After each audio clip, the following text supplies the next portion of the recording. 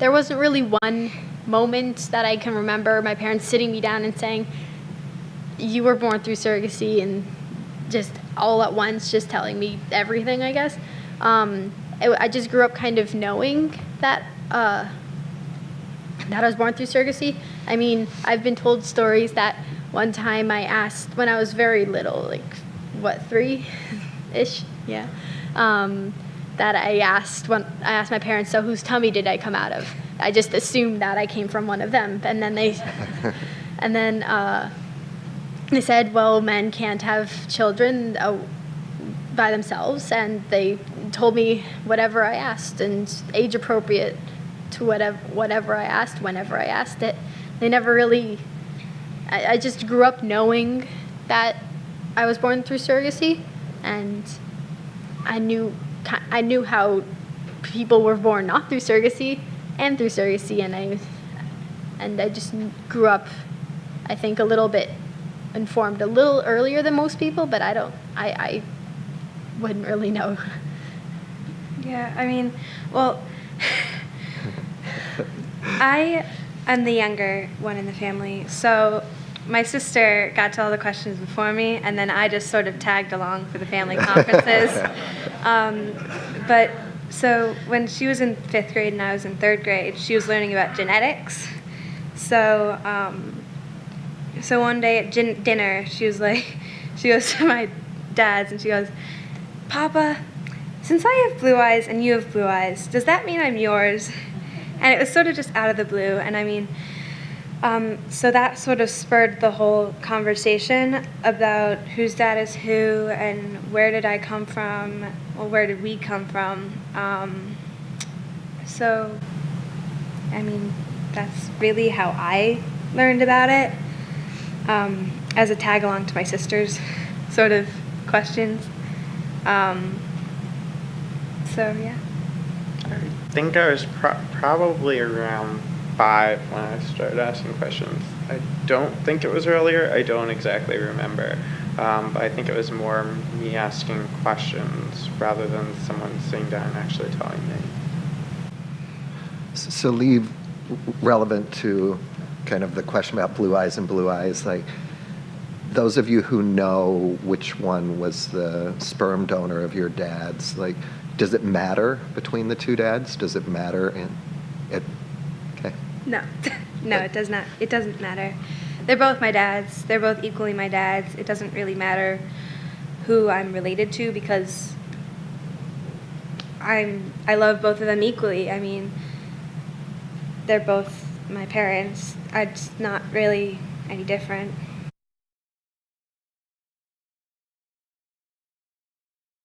Just be honest with your kids. Don't answer their questions to create any fear or doubt or anything like that. Just answer what they ask and answer it honestly, but don't get into the tiny little details that would bore them or anything like that. Yeah. So just honest, and also be very open and allow for a lot of communication. I think that's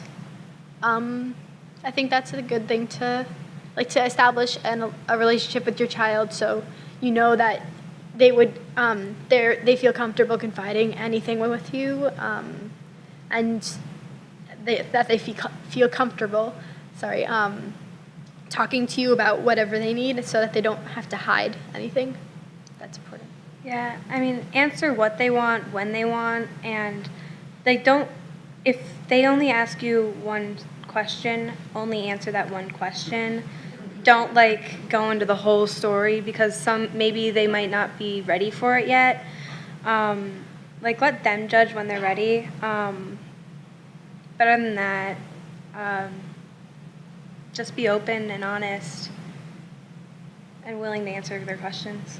Yeah, I think what you guys have said is really great. I'd say be prepared for some difficult questions. I don't remember if it was me or if it was my brother, but I know I've heard my dad tell this story, that one of us at one point, probably when we were early teenagers, asked if we were a bastard.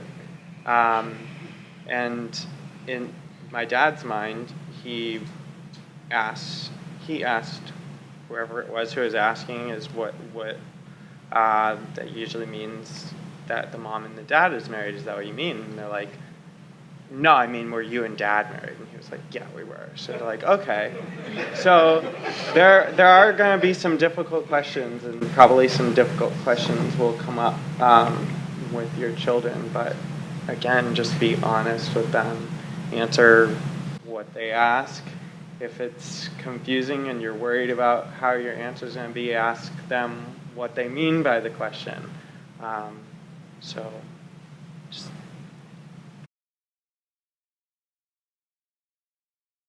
No. No, not really. I mean, I do have a mother figure in my dad's second cousin. She's actually here in the audience right now. But but I wouldn't say I regret being raised by two dads at all. If anything, it's enriched my childhood.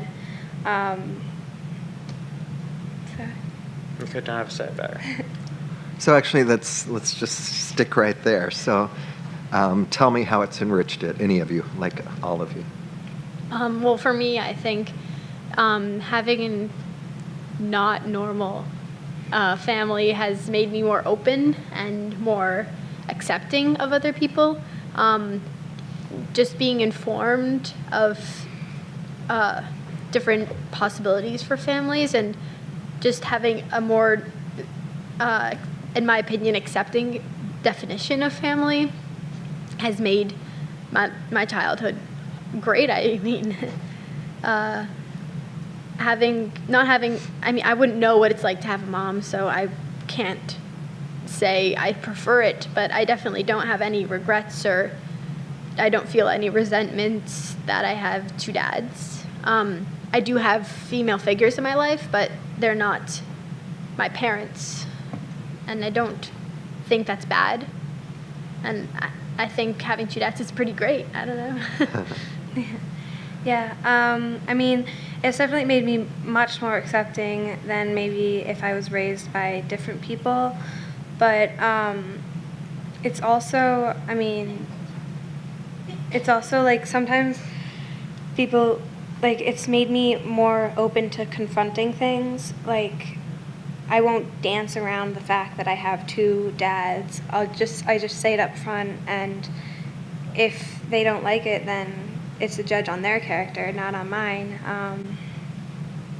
So yeah. Yeah, I don't have any resentments or regrets about not having a mom either. I think it's been good for me. I think whether I had a mom and a dad or two dads, I would have come out as gay, and I think it has made me more accepting of myself, as well as more accepting of other people. I definitely wouldn't say having a mom would have made that a bad thing, but I wouldn't ever say that I regretted having two dads. I think that feminism is great. I think that the fact that there is inequality between the two, like between men and women, is, I don't think that's a good thing. I think it's wrong that someone should be thought of as inferior in any way just because of who they were, not as a choice. I think that some people have misconceptions about feminists because there's some negative implications when you say, oh, I'm a feminist, but I think those people are misinformed about what feminism really is. It's not about saying women are better than men, it's about saying we're equal. So I think equality is a great thing, and yeah. Yeah, I mean, well, I have a sister, so it's like the two of us, our dads are pretty pro-equality because of that. So I was raised like in an environment that said that women should be equal to men, regardless of their gender. So, I mean, I wouldn't say that being raised by men has changed my outlook on the fact that women should be equal to men, because they should, I mean. I would say, personally, growing up in a family with all men, including my brother, I haven't really had as much exposure to the idea of feminism. I do agree that women should be equal to men in every respect, but it hasn't played as big a role in my life. Maybe I don't know how it would play a role in other people's lives. So it's just the way I've grown up.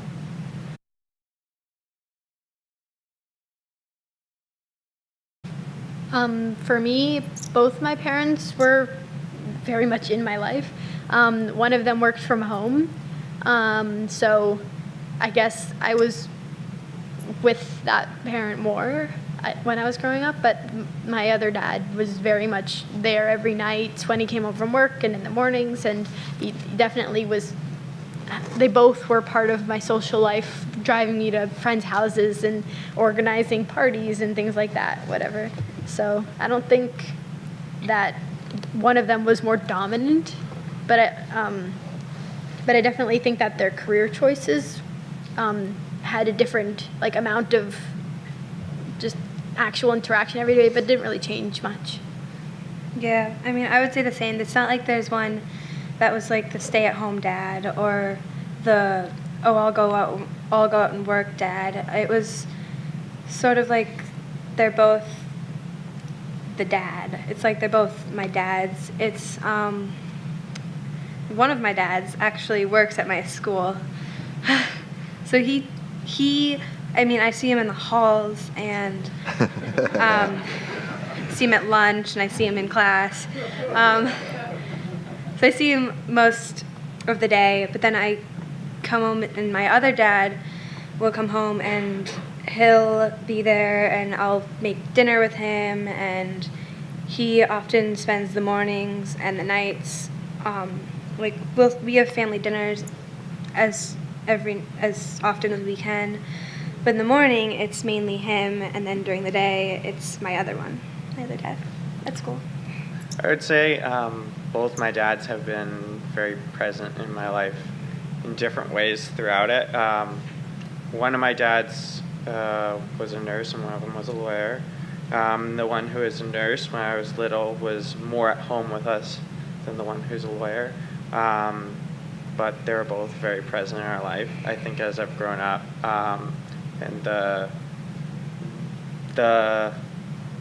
their jobs started to switch, because instead my lawyer dad started running the surrogacy company, and then the other dad joined him instead of being a nurse. I think instead of how they were when I was younger, it's been more like one of them's there more for activities and to relate and bond through that sort of direction. One of them's been there a little more emotionally. So they've both been very present and very important in my life.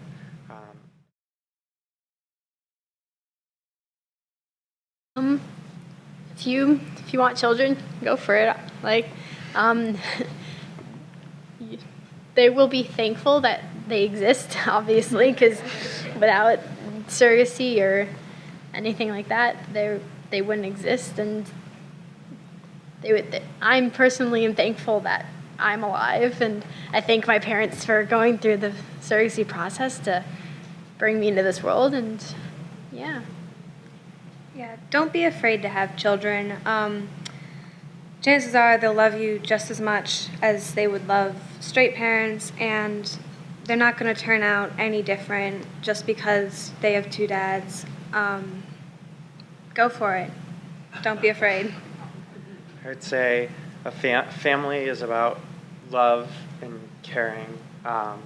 Say if you've got two people who love each other and they want to have kids, they should have kids. Shouldn't matter what the gender is. I think a lot of people know that with straight couples, you could have a baby accidentally, and maybe there won't be love there, and maybe they're not married. But when you are two men or two women or something, you have to actually make that choice. So there's already love there. So if you want to have a child, you've already got it.